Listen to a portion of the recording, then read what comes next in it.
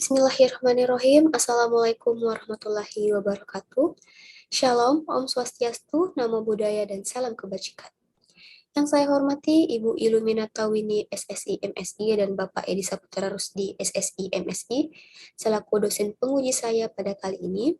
Yang saya hormati Bapak Dr. Amran SSI MSI dan Bapak Andi Muhammad Anwar SSI MSI selaku dosen pembimbing saya yang sangat berjasa dalam proses pembuatan proposal saya kali ini.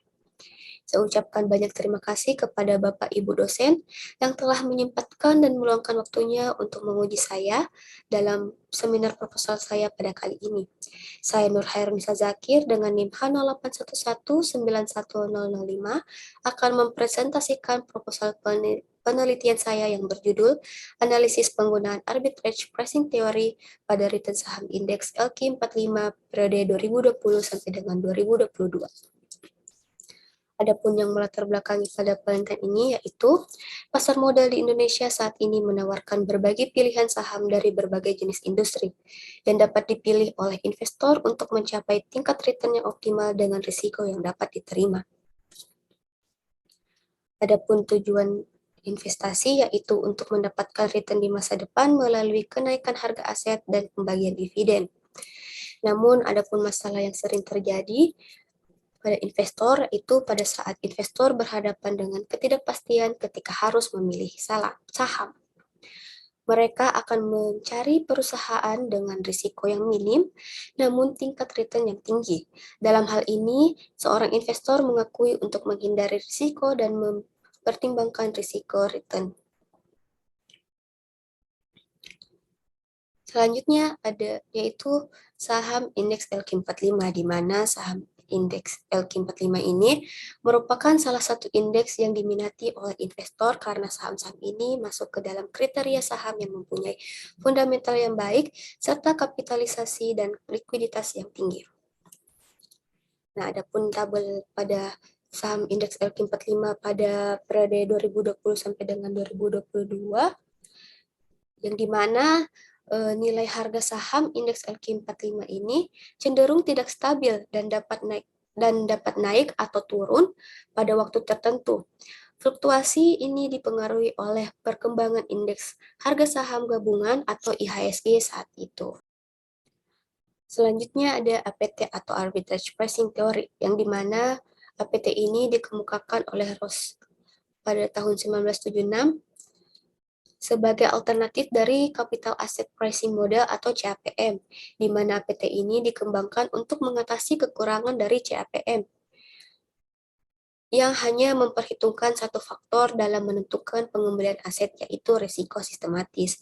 APT ini didasarkan bahwa ekspektasi return suatu sekuritas dipengaruhi oleh berbagai faktor risiko yang mencerminkan kondisi ekonomi secara umum. Adapun rumusan masalah pada penelitian ini yaitu apakah inflasi nilai tukar rupiah terhadap dolar Amerika Serikat, BI rate atau minyak mentah di Indonesia merupakan faktor yang memengaruhi return saham pada indeks LQ45 periode 2020 sampai dengan 2022.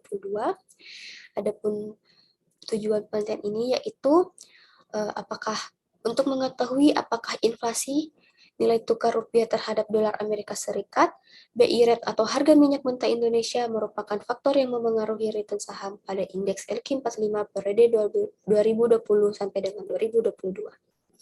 Adapun batasan masalah pada penelitian ini yang pertama pada saham yang digunakan adalah saham pada sektor industri barang konsumsi yang termasuk pada indeks LQ45 periode 2020 sampai dengan 2022. Yang kedua yaitu faktor-faktor yang digunakan adalah inflasi, nilai tukar rupiah terhadap dolar Amerika Serikat, BI rate, dan harga minyak mentah Indonesia. Adapun manfaat penelitian ini yang pertama untuk investor maupun calon investor, yaitu harapan peneliti penelitian ini dapat digunakan sebagai bahan masukan dalam pengambilan keputusan investasi.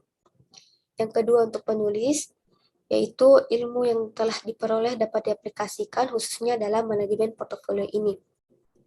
Selanjutnya untuk akademik, di mana peneliti berharap dapat memberikan beberapa masukan dan informasi yang diharapkan. Dan yang terakhir, untuk peneliti selanjutnya, peneliti berharap penelitian ini dapat menjadi bahan referensi, perbandingan, dan pengembangan ke arah yang lebih baik, khususnya untuk arbitrage pricing theory. Selanjutnya kita beralih ke bab 2, yaitu tinjauan pustaka. Yang pertama, pasar modal. Pada Undang-Undang Nomor 8 Tahun 1995, Pasal 1 Ayat 13, disebutkan bahwa pasar modal adalah kegiatan yang bersangkutan dengan penawaran umum dan perdagangan efek, perusahaan publik yang berkaitan dengan efek yang diterbitkan, serta lembaga dan profesi yang berkaitan dengan efek. Pasar modal merupakan tempat pertemuan antara pihak yang memiliki kelebihan dana dengan pihak yang membutuhkan dana dengan cara memperjualbelikan sekuritas, sedangkan tempat di mana terjadinya jual beli sekuritas disebut dengan bursa efek. Berdasarkan pengertian tersebut, maka pasar modal ditekankan sebagai kegiatan yang berhubungan dengan penawaran umum dan perdagangan yang diterbitkan oleh perusahaan publik investor. Yang kedua yaitu saham. Saham adalah tanda bukti memiliki perusahaan di mana pemiliknya disebut juga sebagai pemegang saham. Saham terbagi atas dua jenis, yaitu saham preferen atau preferred stock, yang di mana saham ini mempunyai sifat gabungan atau hybrid antara obligasi atau bond dan saham biasa. Dan yang kedua itu saham biasa atau biasa kita sebut common stock, yaitu perusahaan hanya mengeluarkan satu kelas saja. Yang ketiga ada return saham, di mana return merupakan hasil yang diperoleh dari investasi menurut Yogianto pada tahun 2009. Sedangkan Abdul Halim menyebutkan bahwa return saham disebut juga pendapatan saham dan merupakan perubahan nilai harga periode T dengan T dikurang 1. Maka semakin tinggi perubahan saham, semakin tinggi return saham yang dihasilkan. Rumus return saham dapat dihitung sebagai berikut. RTI sama dengan PT dikurang PT kurang 1 per PT kurang 1, di mana RTI ini adalah return saham ke I, PT adalah harga saham ke I periode T, dan PT kurang 1 adalah harga saham ke I pada periode sebelum atau T kurang 1. Selanjutnya yang keempat yaitu inflasi. Inflasi merupakan kenaikan harga yang terus-menerus dari barang-barang dan jasa secara umum menurut Iswandono. Sedangkan Bank Indonesia menyatakan inflasi dapat diartikan sebagai kenaikan harga barang dan jasa secara umum dan terus-menerus dalam jangka waktu tertentu. Yang kelima, nilai tukar. Nilai tukar adalah harga dari suatu mata uang dalam mata uang negara lain, misalnya nilai rupiah setelah dikonversi dalam dolar Amerika Serikat, di mana tingginya nilai tukar dapat mengakibatkan tingginya biaya produksi untuk perusahaan-perusahaan yang banyak menggunakan input dari luar negeri atau import. Selanjutnya BI Rate.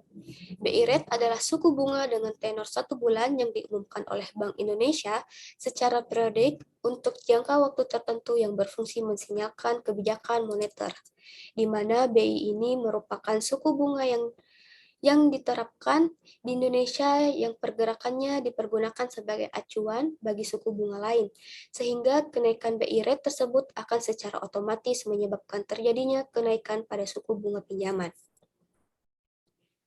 Selanjutnya, minyak mentah Indonesia, di mana salah satu sumber energi yang sangat penting dalam berbagai aspek kehidupan manusia adalah minyak.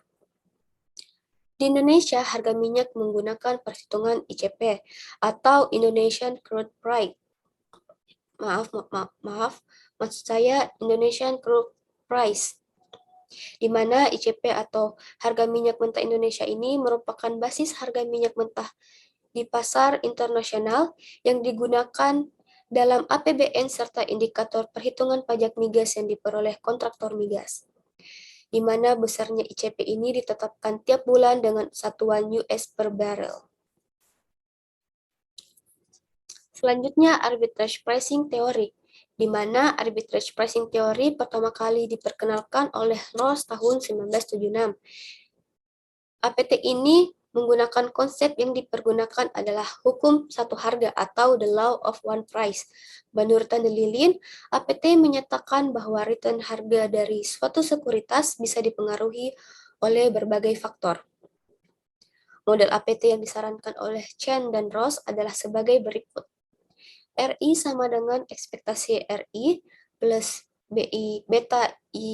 beta I1 dikali F1 ditambah beta I2 dikali F2 ditambah sampai dengan beta IN dikali BE dikali Fn ditambah epsilon, di mana RI adalah tingkat return saham suatu faktor, ekspektasi RI adalah return harapan pada sekuritas I, dan beta I1, beta I2 sampai dengan beta IN adalah sensitivitas return saham terhadap suatu faktor, F1, F2 sampai dengan Fn merupakan surprise untuk faktor, dan epsilon adalah unsystematic risk atau risiko spesifik dari perusahaan. Selanjutnya kita masuk ke bab 3, yaitu metode penelitian, di mana jenis penelitian ini menggunakan metode kuantitatif dengan bentuk deskriptif, di mana metode penelitian kuantitatif adalah metode penelitian yang berlandaskan pada filsafat positivism, digunakan untuk meneliti pada populasi atau sampel tertentu menurut Sugiono pada tahun 2015. Jenis dan sumber data pada penelitian ini menggunakan data sekunder, adapun data yang akan digunakan yang pertama, saham indeks LQ45 yang dapat diperoleh pada website finance.yahoo.com. Yang kedua, data inflasi yang dapat diperoleh pada website bi.go.id. Yang ketiga, data nilai tukar rupiah terhadap dolar Amerika Serikat pada website bi.go.id. Yang keempat, data BI rate yang dapat kita peroleh pada website bps.go.id, dan yang terakhir, harga minyak mentah Indonesia yang dapat kita peroleh pada website migas.esdm.go.id.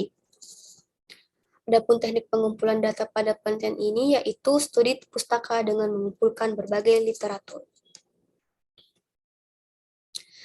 Selanjutnya, teknik analisis data, di mana pada teknik analisis data ini saya akan jelaskan melalui flowchart.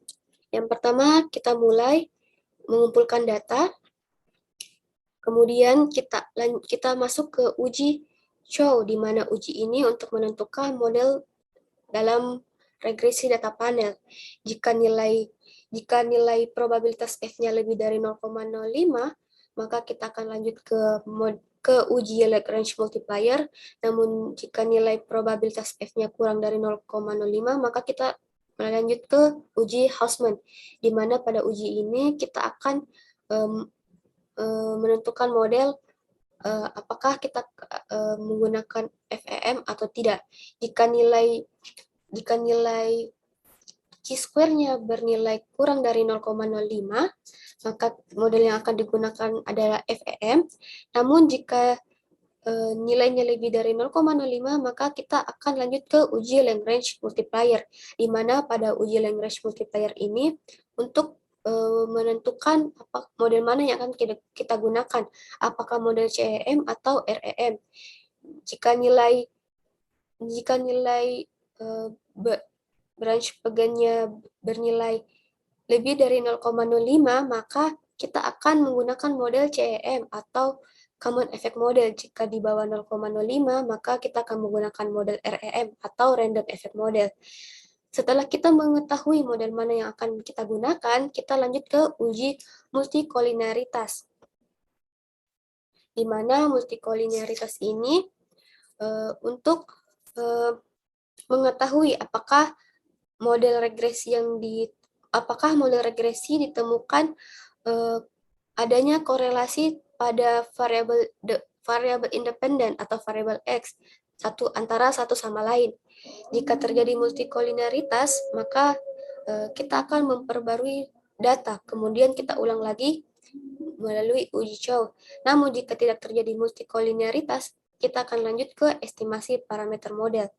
Selanjutnya setelah mengestimasi parameter model, kita lanjut ke uji heteroskedastisitas, di mana uji heteroskedastisitas ini untuk mengetahui apakah pada model regresi terdapat ketidaksamaan varian dari residual satu pengamatan ke pengamatan lainnya.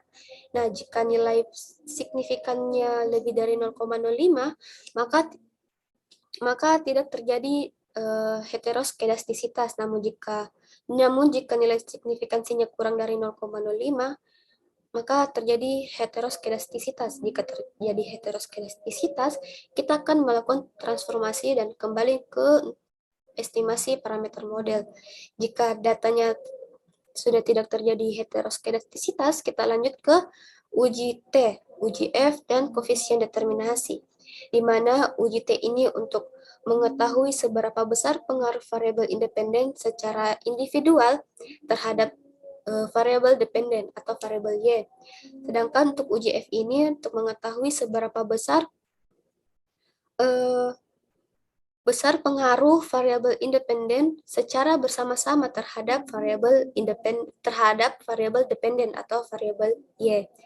Dan yang terakhir, koefisien determinasi ini atau R-square ini untuk mengukur seberapa jauh kemampuan model dalam menerapkan variabel dependen. Jika nilainya mendekati 1, maka variabel independen memberikan hampir semua informasi yang dibutuhkan untuk memprediksi variasi variabel dependen. Nah, setelah kita melakukan uji tersebut, kita lanjut untuk memasukkan nilainya pada persamaan APT. Setelah itu, kita dapat menyimpulkan apakah variabel independen atau makroekonomi ini memiliki pengaruh terhadap return saham. Setelah itu, maka penelitian ini telah selesai. Baiklah, itulah tadi presentasi saya. Kurang dan lebihnya mohon dimaafkan. Wassalamualaikum warahmatullahi wabarakatuh.